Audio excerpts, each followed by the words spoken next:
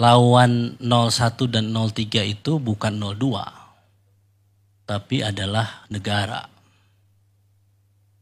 Jadi ini yang menjadi persoalan sejak awal, sehingga menyebabkan lapangan ini menjadi tidak datar.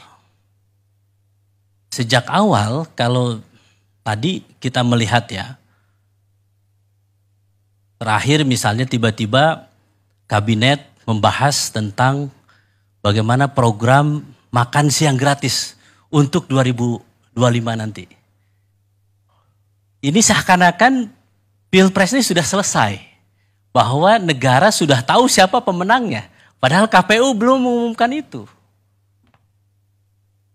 Dan kalau kita ambil ke belakang, ya, apa yang dilakukan, ya kita melihat ya, saya selalu mengatakan kenapa sih isu hak angket ini muncul. Sebelum KPU memutuskan, maka ada 3 hal. Saya kira saya ingin mempertajam tadi yang disampaikan dan kemudian memberikan beberapa klarifikasi terhadap Bang Maman. Yang pertama adalah sejak awal, kenapa saya katakan bahwa lapangan menjadi tidak datar sehingga ada miring, sehingga kalau lapangan itu miring, kami ini yang di 01 untuk bisa menggolkan itu lebih berat. Untuk bisa menggolkan 1-0 itu lebih berat dibandingkan, mohon maaf, misalnya 02 karena lapangannya lebih menguntungkan yang bersangkutan, karena di situ ada upaya negara untuk mengintervensi, untuk memberikan dukungan, maka mudah bola itu menggelinding dan bisa masuk ke 01 dan 03.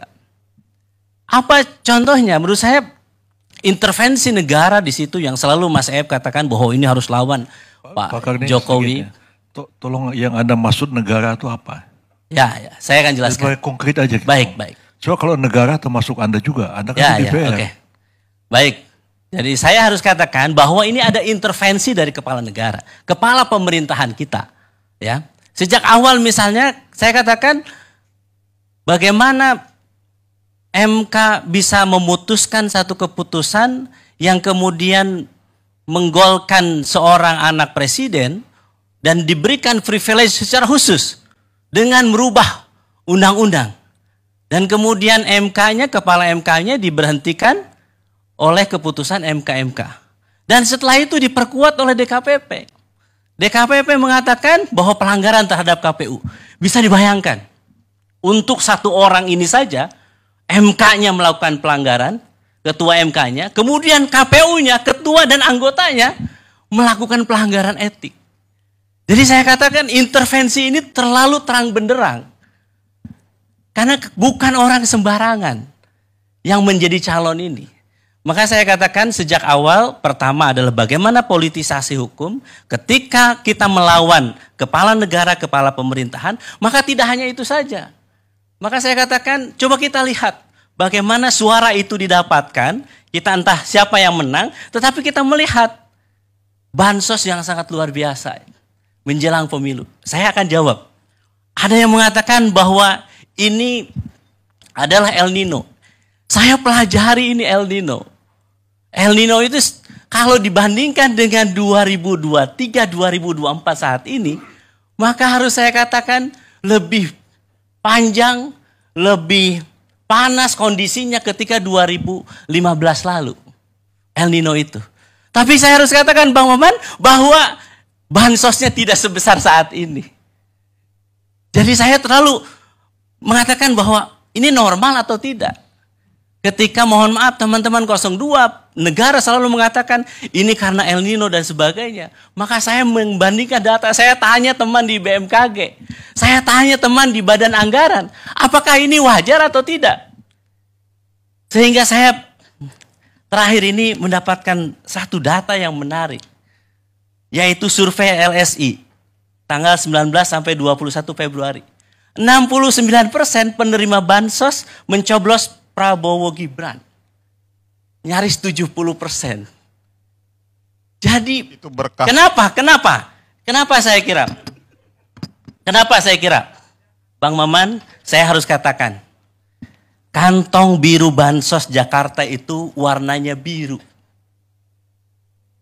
Sama dengan kaosnya Prabowo Gibran, warnanya biru juga.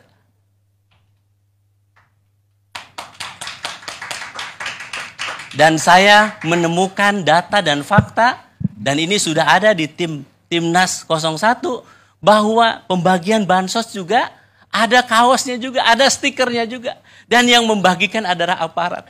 Saya sebetulnya agak kaget yang disampaikan oleh Bang Deddy. Loh, kita nggak pernah ngobrol sebelumnya, tapi apa yang disampaikan oleh Bang Deddy, kok ada kesamaan dengan di dapil saya?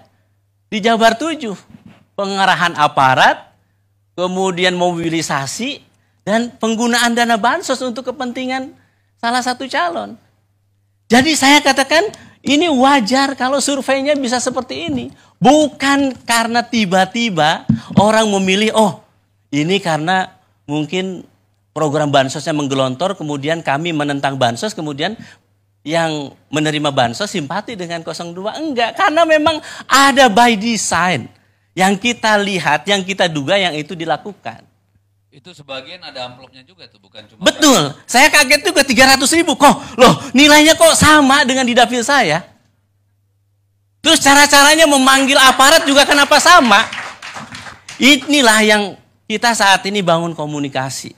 Bahwa ada kesamaan-kesamaan itu di luar dari praktek-praktek yang mungkin, saya mohon harus katakan ya, ketika kasus MK, ada delegitimasi terhadap MK. Kemudian Bawaslu juga demikian. Sebelum MK tadi ya, penyaluran bansos itu melalui kementerian apa? Nah ini yang jadi persoalan. Saya harus katakan, Mensos Risma tak dilibatkan dalam pembahasan bansos. Prof. Yusril, saya sudah menyiapkan jawaban-jawaban dari 02. Karena saya diskusi tentang ini itu sudah panjang. Di berbagai TV. Jadi El Nino saya tahu jawabannya, terus kemudian COVID, termasuk juga semua penyelenggaranya itu saya sudah tahu jawabannya. Saya tambahin sedikit, itu juga kita harus pertanyakan, karena menurut data yang ada di Kemensos, itu kalau saya tidak salah 18 sampai 20 juta penerima. Tapi yang sekarang itu penerima hampir 50 juta orang. Nah persoalannya, ketika tadi persoalannya tidak melibatkan Kementerian Sosial, datanya tidak digunakan, lalu datanya siapa? Ini juga yang terjadi apa? Orang yang kaya raya. Barusan saya sebelum datang ke sini, saya telepon kawan saya. Benar nggak yang menerima orang kaya raya juga? Banyak juga orang yang mampu menerima bansos ini. Pertanyaannya, bansos ini apakah memang untuk menyelesaikan persoalan El Nino atau ini menjadi bagian APK atau bagian dari stiker atau alat kampanye ditambah dengan bansos negara ini. Ini saya ingin katakan, apa yang saya sampaikan di berbagai forum tentu tidak punya makna apa-apa. Kecuali apa? Rakyat menghendaki ada forum terbuka yang lebih transparan untuk membuka ini. Dengan cara apa? Memang salah satunya hak angket. Karena dengan hak itu maka rakyat bisa tahu jawaban-jawaban, kekhawatiran itu. Benar nggak bansos ini dipolitisasi? Benar nggak aparat ini dimobilisasi untuk memilih 02? Benar tidak? Saat ini ketika KPU membiarkan cawapresnya menjadi Gibran tanpa ada PKPU, bisa dibenarkan atau tidak? Jadi sebetulnya banyak pertanyaan-pertanyaan publik yang saat ini ditanyakan dan seharusnya memang ini bisa dijawab.